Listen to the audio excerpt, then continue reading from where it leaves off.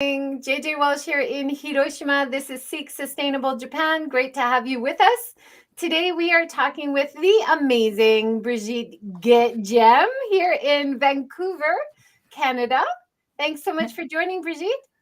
I wish I was with you in Hiroshima, but here I am in Vancouver. It's we still have some blossoms here. I heard that you just started blooming down there, but Yeah. it's good. It's good to be here, but it would be good to be there too. Yeah.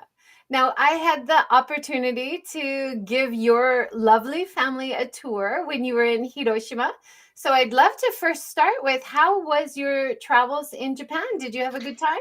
Oh, I feel so privileged to be able to go places in the world and take my kids halfway across the world, really, and discover other countries. And my children are youngish still, 8 and 12. They're not, they pack their own suitcase now, which is awesome. But yeah, such a privilege. We had a lovely time. It was a little fast, we only had 13 days. We spent time in Tokyo, Kyoto, Hakone, Hiroshima, and we did a little hop over to Miyajima, Itsukushima, and it was just great also to be together. That's an aspect of family travel. That is, we get to engage less sometimes with the locals, but we turn inward a lot. But it was also just wonderful to be in the midst of the very different urban experience in particular, that Japan is. So many discoveries. It was great. Wonderful. Was it your first time traveling in Japan? It was our first time there. And the funny thing is, personally, I never had an attraction particularly to go to Japan. And when we were planning our next vacation, it was the kids, because we were sitting in Vancouver, we have this wonderful vegan sushi restaurant called Vegan Shoku. And we were having vegan sushi, and the kids were like, we should go to Japan. And we were like, really? And they were quite keen on it. So I did a lot of prep work, and I'm really glad that they chose that destination. It was the right choice. That's awesome.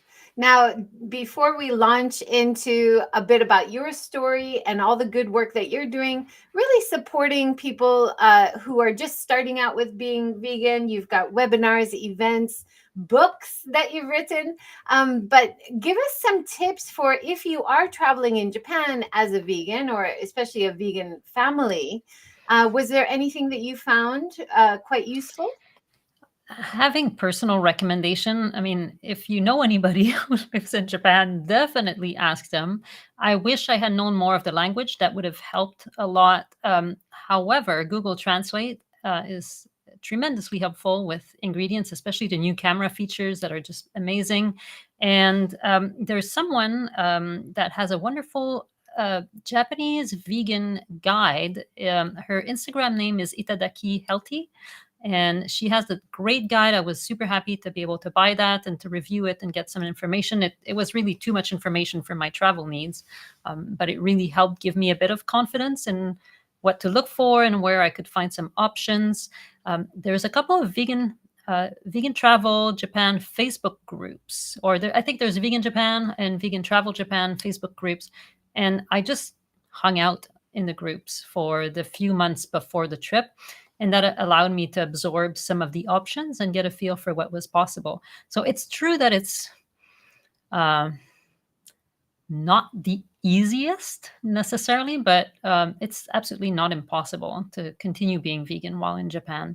This said, my son is very selective in what he eats. Some people call that picky.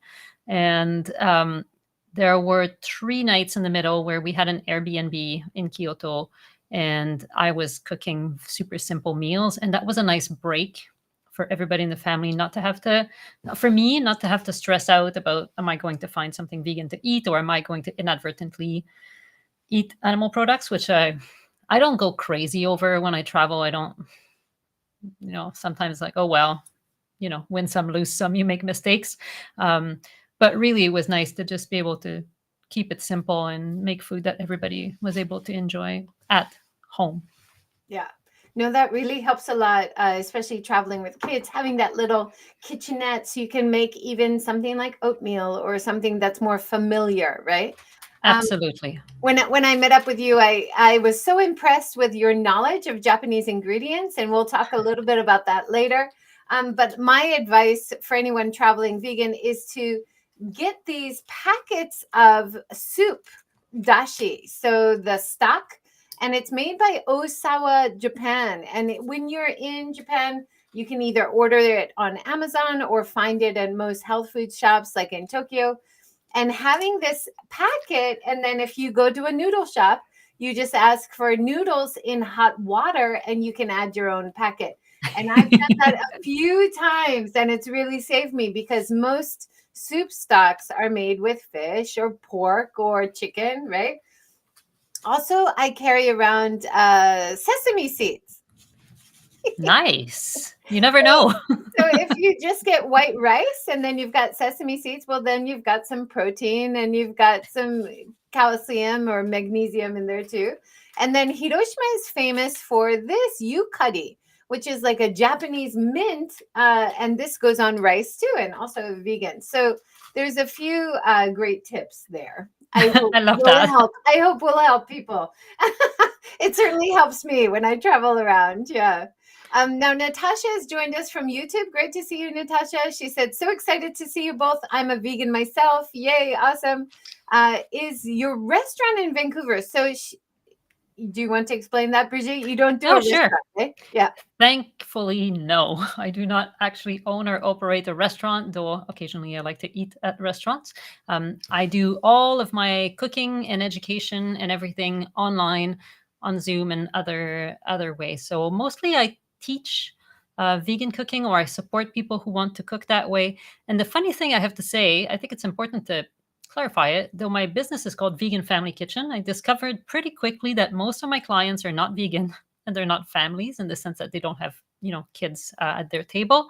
But I think there's really a lot of people that want to eat more plants and that would like to maybe go further along that way, but for lots of reasons, they're not prepared to get, a vegan tattoo. And I'm super happy to support them in that direction. Yeah. I've been guiding a lot. You were one of my guests, one of my lovely guests too. And I have so many people looking for vegan options, even when they're not vegans, right? Like I had a couple and they usually eat meat, but they said they're trying more and more to choose plant-based as one of their meals every day. And so we often say this when we're consulting restaurants and places in Japan, that even meat eaters will choose it because they don't necessarily want to eat meat and fish every single meal of every day, right? And I gotta say, every vegan restaurant, like all vegan restaurant that we went to in Japan, had a long queue of people waiting to get in there. So clearly there's a market. Granted, there were a lot of gaijin, like a lot of tourists in the queues, but I mean, business is business. So definitely not something that Japanese restaurants should be scared of or worried about. I think having a more inclusive approach to food is definitely going to be a business asset for everybody. Yeah, absolutely. And that's one of the things we say as well. You make a vegan plant-based option, everybody can eat it. Yes.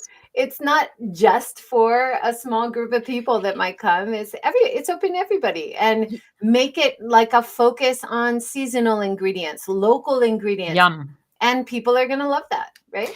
And there's no need to scream that it's vegan, because the vegans will find it because our vegan radar is very sharp and looking for, what might be vegan here. So no need to label it. The vegan will find it, or will ask questions to find it. Do make sure there's reviews online, though, and the word vegan will show up somewhere. When another tool I didn't mention, but definitely Happy Cow is a very good one. I find it's hit and miss around the world whether Happy Cow is a resource, but in Japan, it definitely was a good one.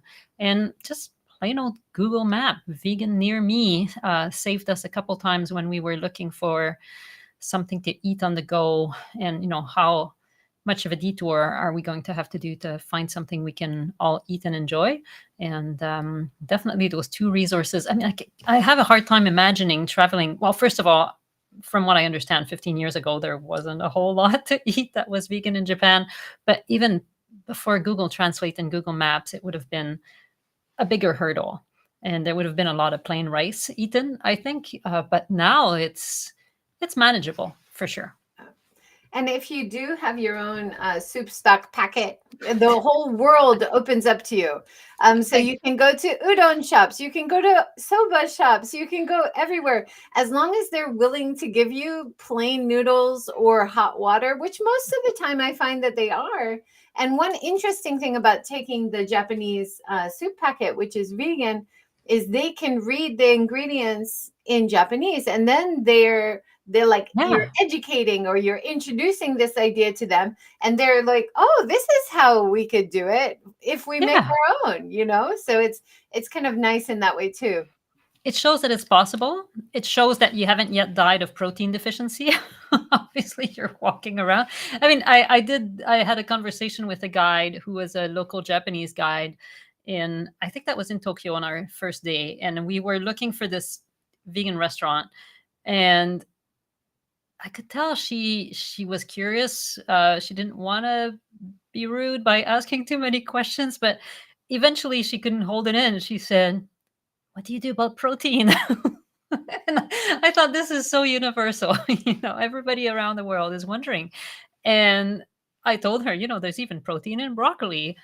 And that was a shocking revelation for her. Although I don't rely only on protein and broccoli, but there's really protein in everything. So I think by just walking around and being an obvious display of a non-nutritionally deficient vegan, that in itself is an act of promotion of a different, gentler, more compassionate, and quite likely healthier way of eating. So. Yeah, absolutely. And I loved your interview. You do a really lovely podcast. I've listened to a few of the episodes, and one was with a ninja warrior who's also a doctor who had a great personal journey from having allergies and changing to plant-based, and both him and his daughter really benefited from eating healthier, eating plant-based, and it was a big revelation. And now he's promoting it as well and helping other people, right? Yeah, that's Dr. Jules Cormier, who's from the Maritime Provinces in Canada. And every time I speak to him, I just feel so inspired and so much more hopeful, because my husband is also a physician, and there's definitely some areas of medical practice that are still quite conservative. I mean, the nutritional education is very low in medicine. It's probably similar in Japan. And in some disciplines, it's even worse, where they have none and they have no direct contact with patients. They don't think about that. And so a lot of the physicians around us don't know anything about plant-based eating. But then I talked to somebody like Dr. Jules, and he's actually training practically every future family doctor in his province, and they're all exposed to his clinic. And in his clinic, although they're not all the physicians are not fully vegan, but they're very, very plant friendly. And they're like, oh, this is new and this is cool. And of course, they're often aware of climate issues. They're also, I think so many doctors are quite discouraged by the tsunami, the tide of chronic disease. And so when you realize you can actually do something about it, it's so wonderful that the next generation of physicians is on board with some changes there. So exciting future. It is exciting. And then he, of course, as a super pro athlete who does these amazing obstacle events, Ninja Warrior, he's also showing that it's definitely a very healthy lifestyle. And totally. That documentary with Arnold Schwarzenegger and a bunch of people, The Game Changers. The Game Changers. Right? So good. Amazing. Yeah, really good. Yeah. So would recommend that if you're still skeptical. But you really help. Now let's get back to how you got started. So you said you've been running since 2017, doing meal planning and support. Yeah. Is that right? Yeah. It's been actually 11 years this year that I went plant-based. At first, I have to say I come from a farming background. My grandfather was a dairy farmer. My dad kind of inherited the dairy operation for a couple of years. And so for me, animals like were there to make food for us. That's kind of where I came from.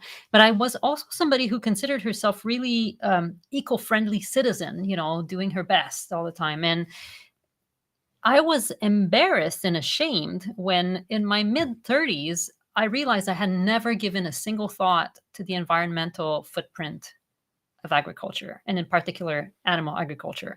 And you can hear it in my voice. I am from a French background. I'm from Quebec, not from France, but I love cheese, used to love meat, especially rare beef. Those were my favorite things. And I was flabbergasted to realize the carbon emissions associated with that, the water issues, the land use, all of that. And so that was in late 2012, early 2013, actually 2014 is when I decided to go plant-based for the period of Lent. Being from a Catholic background, I'm not a Catholic actively anymore, but it was a convenient thing to say, for 40 days, I'll do this experiment where I will be plant-based at home. I'll be vegetarian in restaurants. And if I'm at someone's house and they give me food, I will just eat whatever. And I often recommend that idea of doing it as an experiment, just for a short time and see how it goes. But I was really coming at it from an environmental standpoint, and it was feeling like I was taking one for the team, like, goodness gracious, I've had all this meat. Now it's my turn to kind of have less for a little bit and see how that feels. And it kind of stayed there for a while. I would say, a flexitarian for about a year and a half after that. And in 2015, my second child, my son, was born.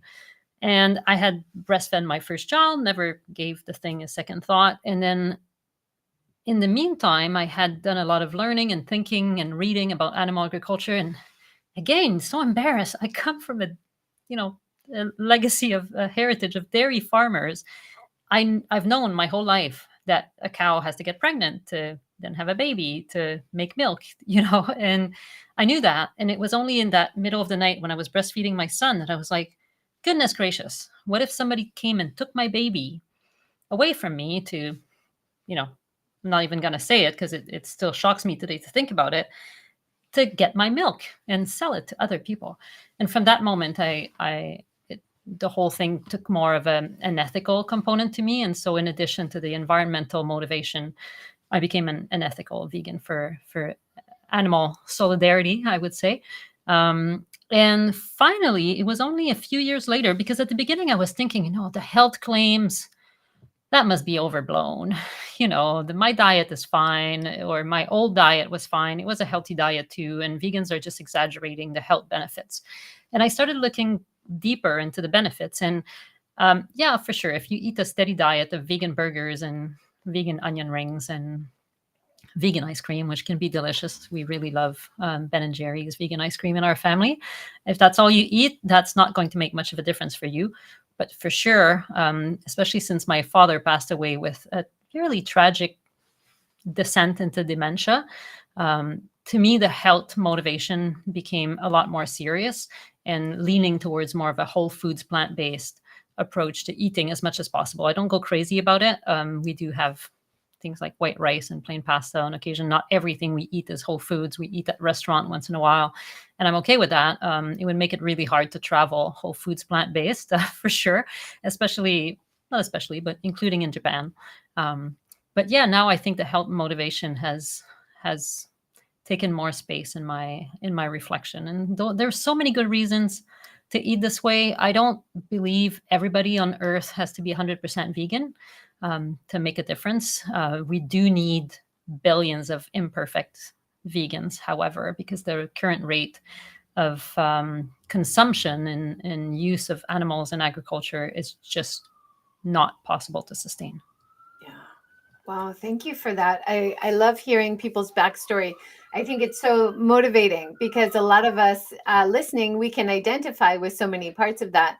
And I also really appreciate all of your focus on sustainability as well as the health aspects. But getting people started, I think this was one of the things that in the interview with Dr. Jules Comier was saying, you have to get people at the point they are to start Yes. the journey, right? Like there's some people, maybe they're primed because they had a health issue. They're more primed to change their diet thinking only about the health issue. Sometimes it's hard to talk about the ethical parts of it, like animal ethics. So really just listening to why people are interested and then supporting them in that part of the journey. Is that kind of your philosophy as well? Yeah, totally. And I mean, my work today is not about turning people vegan, if that makes sense. I take people, like, if you come to me and you say, I want to eat more plants, I'm going to hook you up. I've got everything you need. And that's really where I see my part. There's people that do the activism part. And there's some significant conflict within the vegan activist community, just like in every activist community, about, what's the appropriate method to, do the best work. And as you say, I think I see there's two different situations. Somebody who's in a crisis situation, they will be prepared to make really big changes in their lives at that moment. And they're ready to hear all sorts of new information that they were not ready, because their whole world, if they're in a crisis, is kind of falling apart, especially if they're having a near-death experience, a major health crisis that makes them see that their life is not finite and what they eat makes a difference. And anyway, they can make lots of changes. That happens, though those changes can be hard to sustain over the long run. But then there's, I think, the majority of people that are in this space where they want to do better, but they're not necessarily prepared to do 180 degrees kinds of turns and changes in their lives. But it's still possible to do things. And I like to set some things like rules. For example, when I went kind of in my flexitarian phase, I had a moment where I was vegan after 6. So Mark Bittman has popularized vegan before 6, but my rule was vegan after 6, because dinner I was controlling. Lunch was sometimes at work, or I didn't have a whole lot of control over lunch. Breakfast, well, I loved my egg and dairy milk breakfast, and I was not ready to change that. Vegan after 6, that was easy for me, and that was a rule that I set up. So there's a lot of people that work with me today that are mostly vegan after 6. So they will cook the dinners that I recommend to them and follow my approach for that, but they may not be vegan the rest of the time. And that's okay too. I think really taking people where they are, but remembering to just keep nudging forward, and not just stay in a place like Meatless Mondays, which is awesome. It's a great start, but it's a terrible place to stop, I love that. What are some of the basics? It looks like your 3 basics for meals are soups, stir fry, and bowls. Is that right? Yeah. There's a million, if you search vegan mac and cheese recipe in Google, you're going to find, as of last time I checked, like 34 million hits on Google. And I'm not even going on YouTube. There's so much. Recipes are a dime a dozen. And when I started, so a lot of my business is meal planning. And when I started writing meal plans, I realized every time I was writing a new recipe that, wait a minute, this looks like the same thing I wrote, because there's not a million different ways to start cooking something. And in Western cuisine, not quite the same in Asian cuisines, but it practically always starts with chopping an onion. There's onions too in Asian cuisines, but in French, European, continental kind of cuisine, there's always chopping an onion. It always starts like that. And then you add some other vegetables. And how much liquid you add or what kind of cookware you're using kind of determines what you're cooking. And then I realized it was basically a grammar.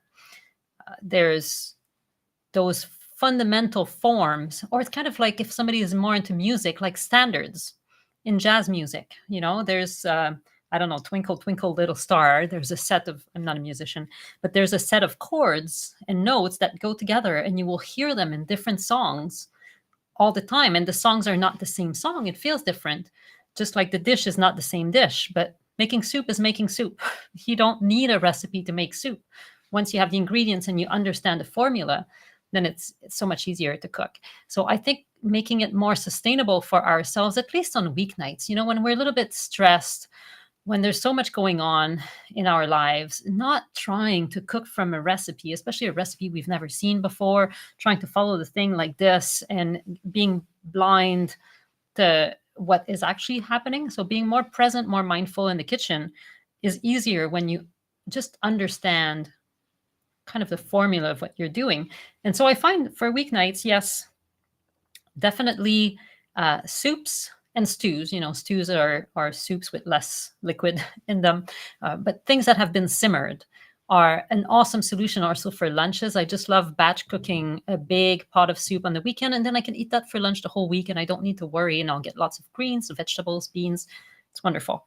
And bowls and salads are quite similar, except the salads are mixed together and the bowls are different. Yes, exactly. Different little piles of food. And those are more visible, separated building blocks. That's great, by the way, for selective eaters or picky eaters that can pick what they want and not eat everything necessarily. You can have it served family style, and people that are still reluctant maybe to embrace more plants, well, they can take very, very small amounts of something they're not familiar with or comfortable eating, and a big pile of something that they like and they know they enjoy. So that's definitely the second version. And a stir fry, bear with me, is kind of a hot salad in a way, where we cook the vegetables and the beans or the bean products separately and serve them on a grain product and mix them together. So when we think of those three forms, of course, there's an infinite amount of other things we can eat, but just having these categories makes it easier to think about dinner. Because my mom always said the worst thing about dinner, it's not cooking, it's not shopping for the ingredients, really. It's not even doing the dishes, it's deciding what to make. That's the worst part.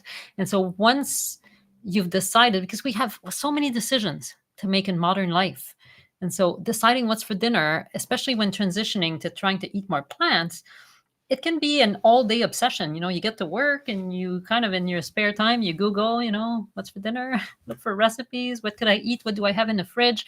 Oh, I'm missing eggplant because the recipe says I need eggplant. I got to stop at the store to get eggplant.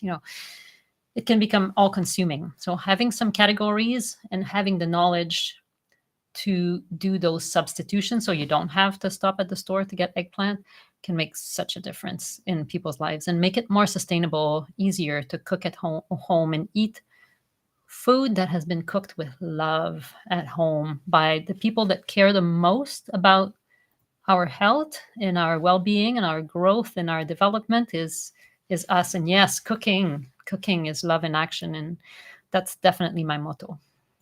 That's so great.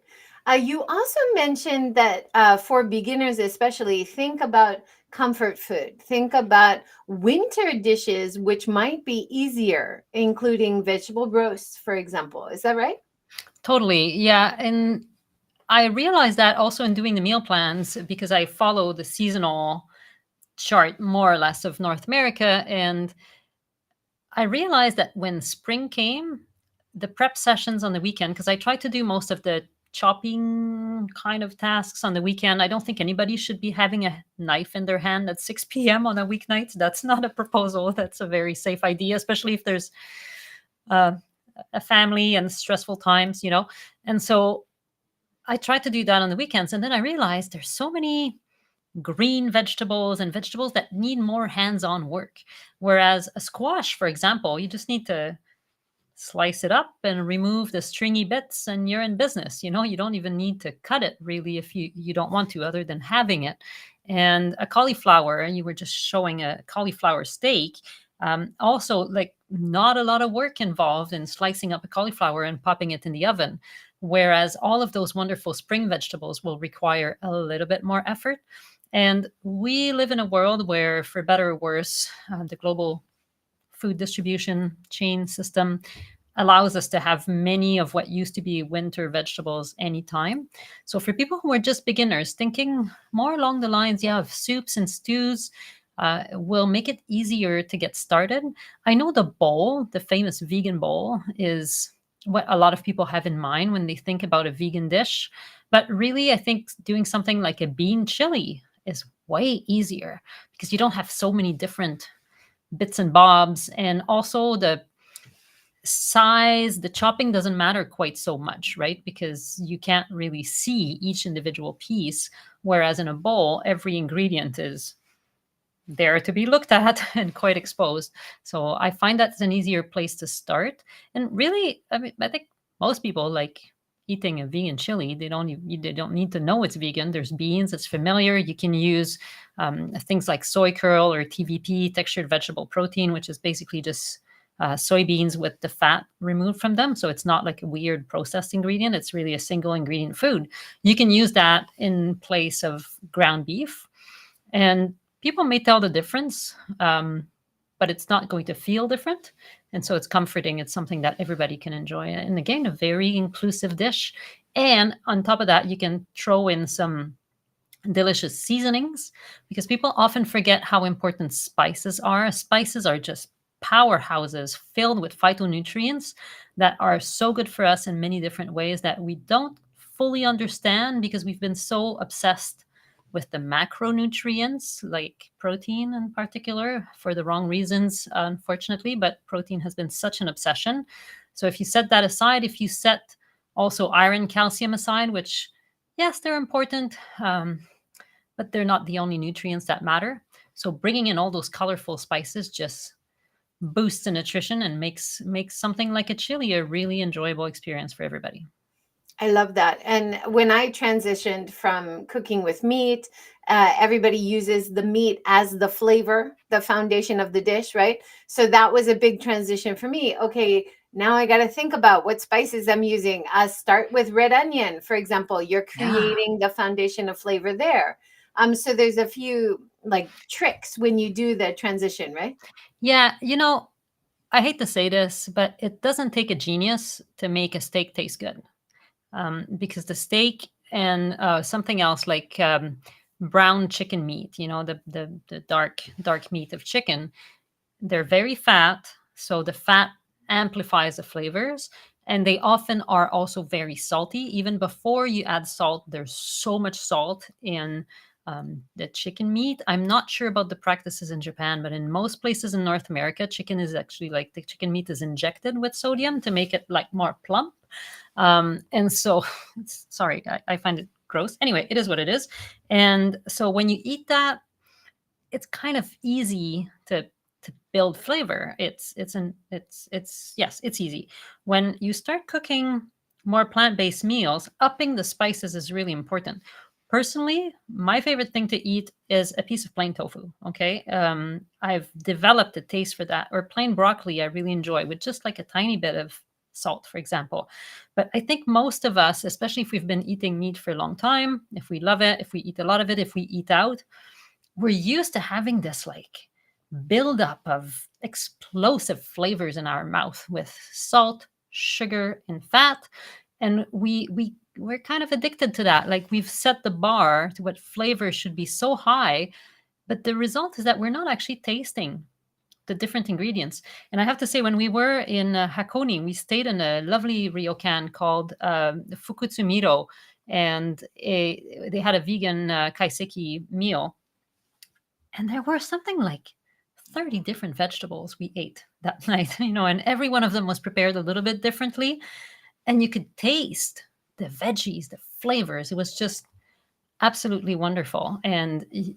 But I think somebody who would have been a strong meat eater maybe would not have appreciated it quite so much, because you're expecting your mouth is prepared for an explosion of flavor that you have to build in a different way when you're cooking plant foods.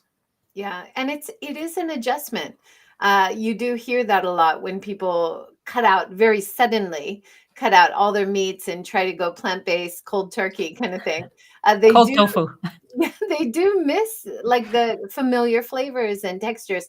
And I think that's when things like Beyond Meat, adding that instead, Yes, or adding things which are texturally very familiar or very comforting, right? absolutely. Yeah. And I always tell people, when you're hosting as a vegan or plant-based person, don't be shy about putting in olive oil. There's this whole obsession in some quarters of the whole foods plant-based movement about cutting out oil. And I got to say myself, like if I'm cooking from an Italian cookbook and it says like 3 tablespoons oil to start a recipe, I'm like, oh, goodness gracious, I can't do that. 2 teaspoons, like 10 mils, makes such a difference. You don't need to cut it out entirely. If you have health reasons to cut it out entirely, that's fine. I get it. But we don't. So I use oil in moderation. But if you're having guests over who are not vegans, go ahead and put the 3 tablespoons. You may find it a little oily and a little too much, but your guests will definitely find it more familiar that way. And don't also shy away of things like salt, because again, I think at home we use very little now. And if we eat out at a restaurant, it's like, whoa, that was really salty. That's a very different experience than what we used to feel. So there's a progression there. So when we cook for the first time for people who are not fully plant-based, that's definitely something to keep in mind. Yeah.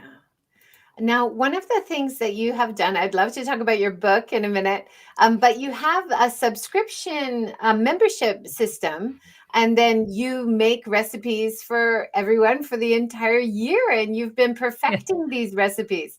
Tell us about them.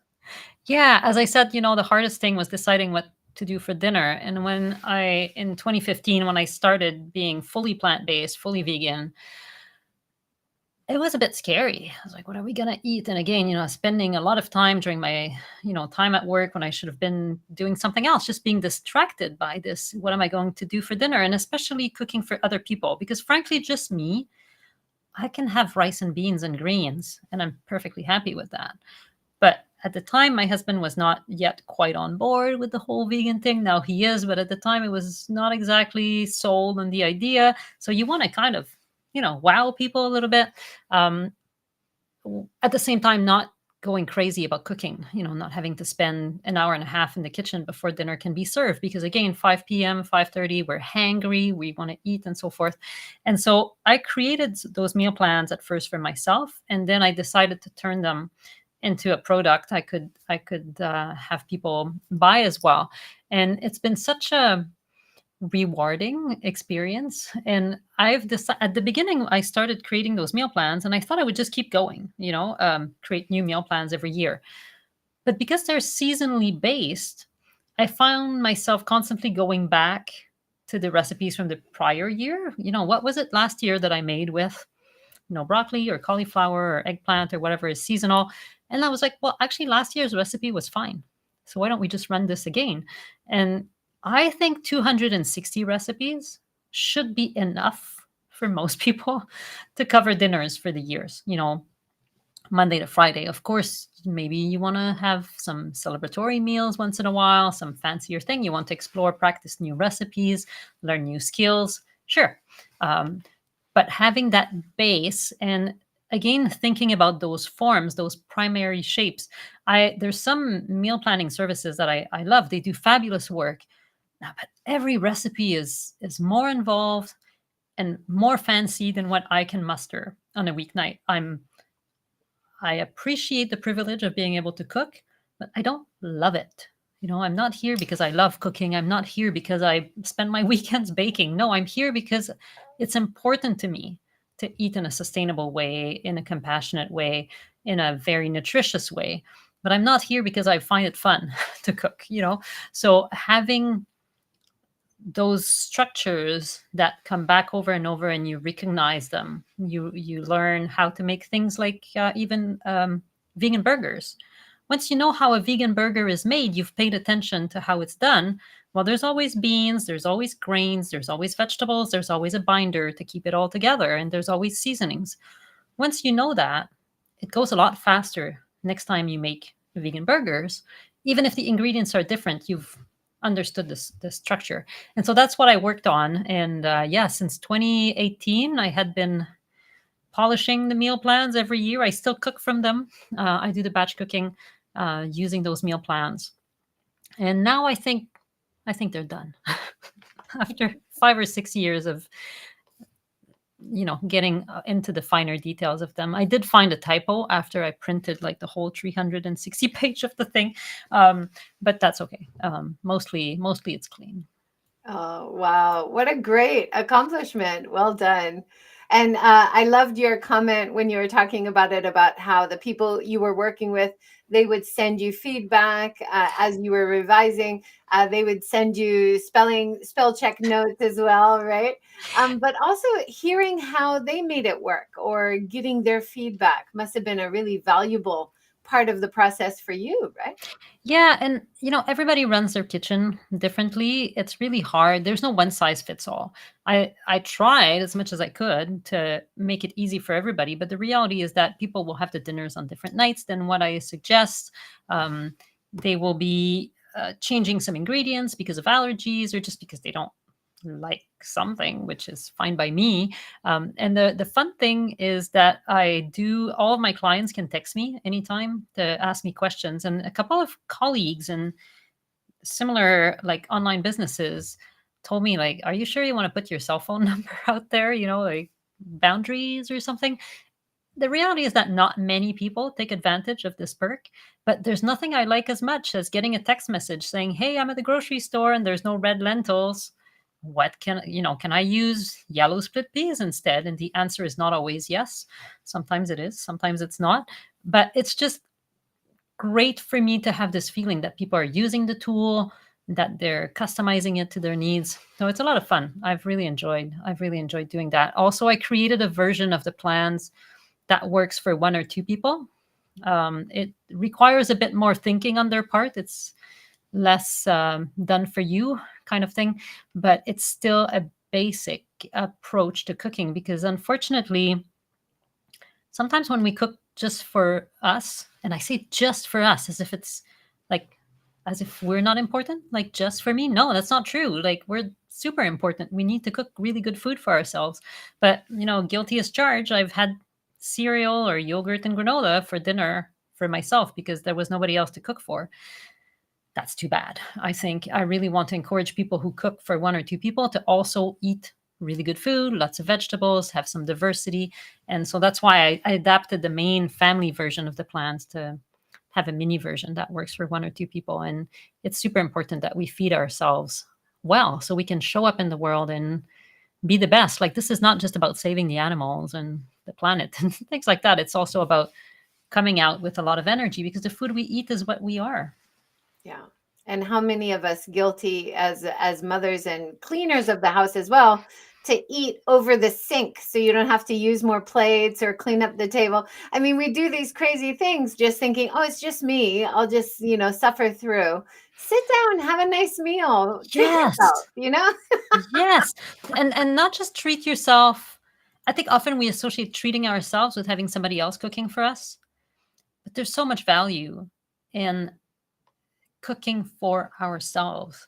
And again, I want to insist on that. Like some people don't know that, but most cells in our body, practically every cell that our body is made of, gets renewed. Sometimes every like 24 hours. Some of them that last, like bone cells, will last sometimes a couple months.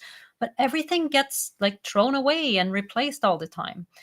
And what does it get replaced with? It gets replaced with the stuff we've put in our mouths, with the food, right? So if you eat if you eat crap, your body will be made of the crap you've eaten. So it's totally worth it to fill our bodies with the bounty that Mother Nature has to offer of all those wonderful vegetables, beans, whole grains, spices, colorful things, and make ourselves so much more vibrant. We're worth it. Don't just let the cosmetics companies use that slogan.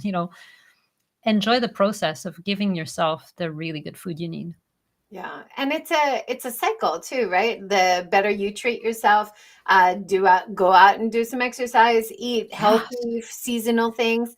You start to feel better, and it repeats that Yes. motivation to eat healthier too. But if you're eating junk, you lack the motivation to do that too, right? And it happens really fast. I have to say, and going back to 10 years ago when I was thinking the vegans are overhyping the benefits, right? There's some documentaries like Forks Over Knives or Cowspiracy and What the Health, not my favorite one, Game Changers, my favorite one probably. And you look at those and you're like, that cannot possibly be true. Like somebody goes fully plant-based and they're off their meds, some, blood pressure meds or something in 2 weeks. And then I started actually hearing examples from real people that I knew were, not in a documentary more often. And the sad reality is that in North America, Canada, the United States, and probably a lot in Europe as well, not Japan, maybe a little different. But the bottom line is that very few people eat more than one portion of fruit or vegetables every day.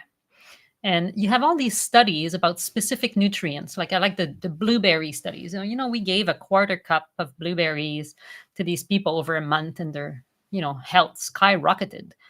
Yeah, because they were having no fruit or vegetables before. And same thing for those studies about red wine.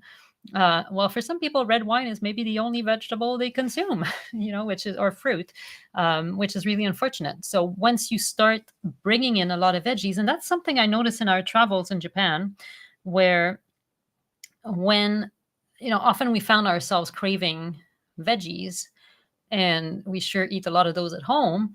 And at the vegan restaurants was where we would have the most of those.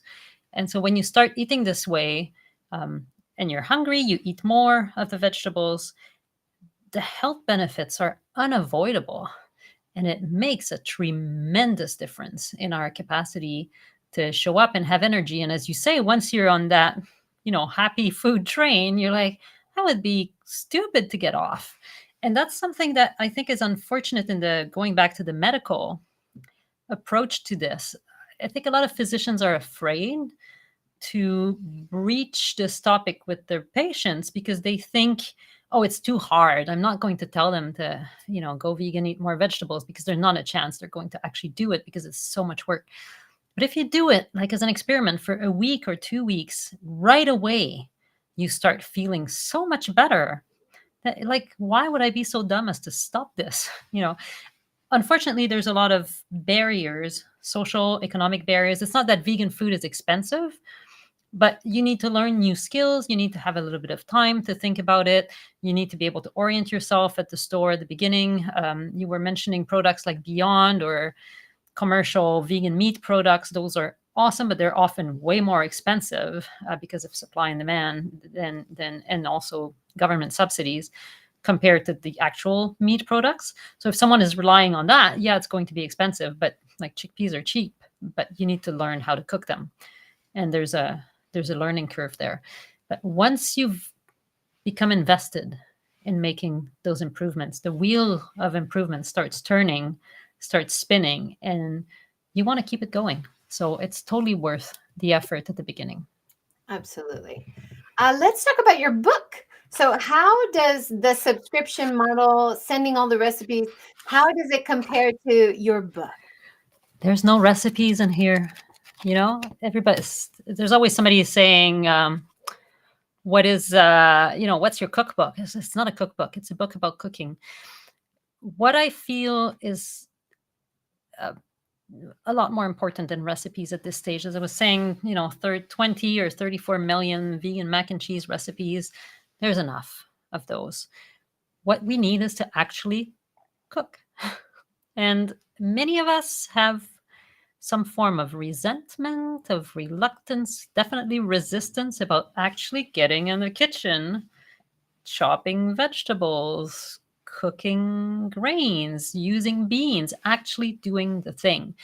We've been, I don't want to use the word brainwashed, but definitely in our culture, there's this idea that cooking everyday meals is for losers. I'll put it that way. Either you're like a grand chef and you're making like fancy food, but if you're not that, many people would like to snap their fingers and have their meals appear in front of them. And that's too bad, as I was saying, because really there's no bigger privilege than the capacity to build people with the food we make.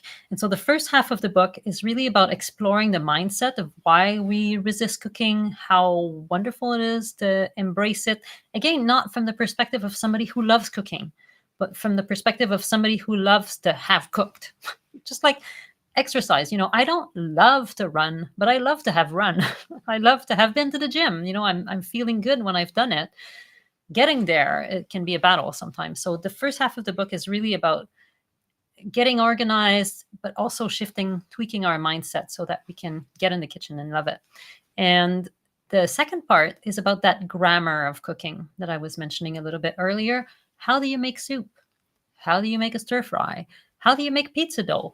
And approaching those things as a narrative, more like a story. This is how the story of soup happens, so that it sticks, so that we understand it. And it's kind of like the top down and bottom up of cooking. You know, bottom up would be cooking every soup recipe until eventually it sticks in your mind how soup is made. Top down saying there's principles to soup making and trying to learn them by heart. I try to get halfway between the top down and the bottom up, but really having a feel for how something like soup is made, how bowls are made, how stir fries are constructed, so that people can apply that in their daily life and just make cooking an easier experiment, and just stop hating cooking already, because it doesn't do us any good. I love that idea. Now, you're not only writing books, you're not only offering subscription for memberships, you're doing a lot of things for free. There's a lot of great information on your Instagram. You've got cooking shows, Vegan Fest. You're going to do a cooking demonstration. Is that right? Yeah, really excited. Oh, that's going to be so much fun in Squamish. I gotta say, so this is an event organized by Tosha Lubsinger, who's a local vegan and zero waste activist. And Tosha does such amazing work, and the whole festival is zero waste. And it's I was traveling in Japan. Of course, everybody knows there's no garbage bins. We went to a soccer game. It was, you know, you could have eaten on the floor of the bleachers at the soccer game because it was very clean, not so much garbage. But obviously, people take their garbage with them, and there's a lot of single use being passed around. But I just love that event because it also forces me to remember to put it more into my practice. I'm not 100% zero waste at home, but certainly trying to reduce that. I do have monthly-ish cooking workshops or nutrition education webinars, talks, which I love to do. For anybody who's on my newsletter, I send an invite and people just show up with their questions. There's not always a replay, so come live if you can. That's one thing. But my favorite thing to do, I have to say, that's been completely transformative for me, is cooking club. And at first it was just for my clients and there was a fee attached to it. And then I realized the more the merrier. It's just better when there's more bodies in the kitchen, because if it's a Zoom kitchen, we can have 12 people without, you know, hurting each other in the kitchen. And I started doing that every 2 weeks on Sunday afternoon, Pacific time, Vancouver Pacific time. We get together on Zoom and we're each doing some batch cooking. That usually entails cooking some grains ahead of time, like brown rice. It can involve roasting vegetables, for example. It may involve preparing a soup or a stew. That's what I call my minimum viable prep. Some grains, a sauce, and a soup or a stew. So you have just the basic building blocks that you can then assemble throughout the week. And so we get together on Zoom. There's usually 6, 10, sometimes 15 people. It's amazing how many people sign up but don't show up, unfortunately, because cooking does take a little bit of effort. But overall, it's just an amazing time. And it creates an interesting dynamic where we all feel pulled forward by the others, right? Like, I'm in my kitchen. I care about food. As I said, I don't especially enjoy cooking, so I kind of would rather not be here and be playing outside if it's a sunny day, or reading a book, maybe. But I'm here, and those other people are there too, because they also care. And we get together and we cook and we show up for ourselves and we show up for each other. And there's a bit of small talk. I don't teach anything. I'm doing my cooking. I'm set up so people can look at my cutting board, but I don't want them to be watching me. I want them to be cooking too. And there's questions. People ask each other, you know, who's got the best approach to making vegan cookies, you know, any suggestions? Or my cousin is allergic to strawberries. You know, how can I make something for them for a nice dessert? And anyway, people talk with each other. It creates just a wonderful place to be. So Healthy Vegan Cooking Club is my favorite thing to do, and it's totally free. And when you get the email that reminds you, hey, it's happening tomorrow, if you reply to me and you say, yes, I'll be there, number one, if you show up, there's 100% chance that you'll be glad you did. And number two, having committed ahead of time, saying, yes, I'll be there, increases your odds of actually showing up. It's like signing up for a class at the gym or going out for a run with a buddy, and then you show up and you do it. And it's changed my life to have the cooking club. And I think it's changing other people's lives too, to just show up and participate. That's awesome. That's so important. I have also signed up for your Pantry challenge. Tell us about this. This is a great idea, because I think now, as we're transitioning to a new season, people are not quite sure what you need in the pantry to make sure you can cook a lot of great vegan meals, right? Yeah. And actually, it's amazing how much we have. I mean, it's privilege. We have groceries. Some people don't have that privilege. But really, if you set aside an hour, and it will probably take an hour, sometimes two, it depends how long ago it's been since you cleaned up your cabinets. But pull everything out. Take all the seasonings and all the spices and all the fancy oils and vinegars that you bought for this one recipe that you did once, and look at everything. And if it's not good anymore, toss it, right? I mean, I'm all for zero waste, but sometimes things have become spoiled and you need to get rid of them, right? And there's all these other foods that you're like, oh, I got tamarind paste. What could I do with that? And tamarind paste is just an awesome flavoring. It's a little bit sour, mostly sour, a little bit sweet. How can I use it? I love to put it in a noodle, noodly, soupy thing.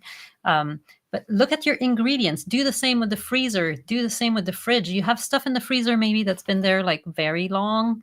It's probably freezer burnt, maybe not good anymore. If it's been there 3 months, though, it's time to pull it out and eat it. And it's so much fun to look at what you have and try to figure out, what can I do with it? How can I improvise a meal? And that again goes back to those generic formulas, standard formulas for creating food. And so I just love when people get into the pantry challenge. And it doesn't mean that you need to live on ketchup and barley for the next month. But once you get there, it means you're done. You've done your work. But it's rediscovering what we have and using it before it spoils. Because people think of what's expensive in my kitchen. It's my appliances, right? It's my stove or my coffee machine. What's expensive in your kitchen is the food that you have. And if you're not using it, you're letting it go bad.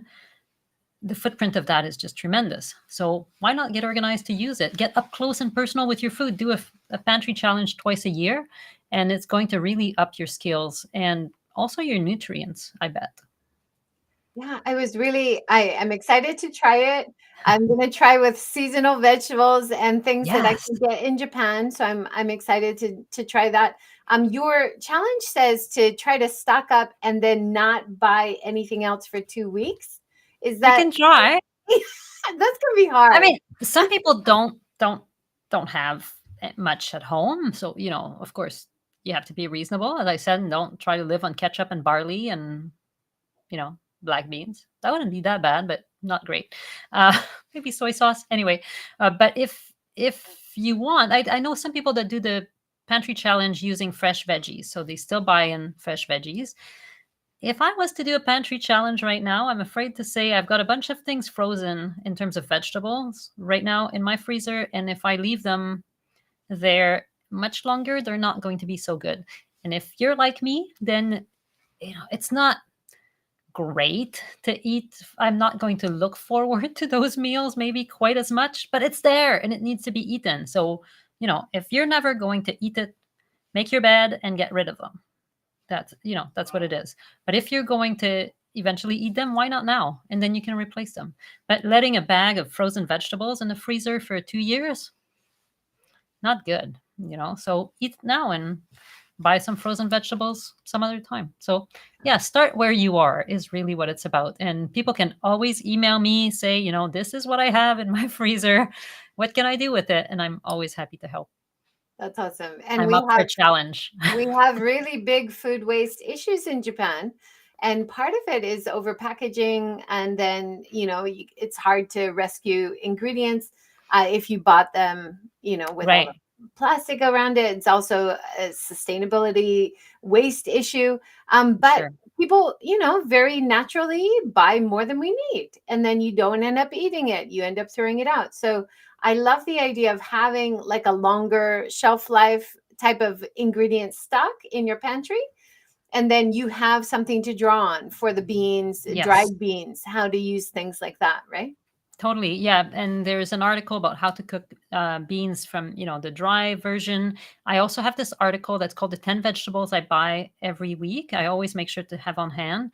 And when you combine those 10 basic vegetables with the dry beans and some whole grains, you can get a lot done. I'm not against canned vegetables canned beans from a health perspective.